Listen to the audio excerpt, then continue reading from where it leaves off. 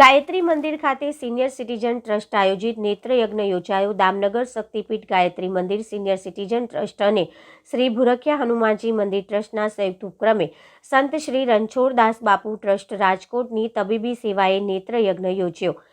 પરિવારના સહકારી અગ્રણી હરજીભાઈ નારોલાના પુત્ર રત્ન પંકજભાઈ નારોલાના આર્થિક સહયોગથી યોજાયેલ નેત્રયજ્ઞમાં આંખને લગતા તમામ રોગોની સંપૂર્ણ વિનામૂલ્યે તપાસ સારવાર કરતી અતિ અદ્યતન ટેકનોલોજી સાધનો ધરાવતી સંત શ્રી રણછોડદાસ બાપુના ટ્રસ્ટ રાજકોટની તબીબી સેવાએ મોતિયાના દર્દી નારાયણોને નેત્રમણી આરોપણ સાથે ચશ્મા, દવા, ટીપા, રહેવા જમવા, ધાબળો, અલ્પાહાર સહિત દર્દીઓને લઈ જવા અને ઓપરેશન બાદ પરત મૂકી જવાની સેવા સાથે આ સેવા યજ્ઞમાં દામનગર શહેરી વિસ્તાર સહિત અસંખ્ય ગ્રામ્ય વિસ્તારોમાંથી જરૂરિયાતમંદ દર્દીઓ નારાયણોને નેત્રયજ્ઞનો લાભ મેળવ્યો હતો।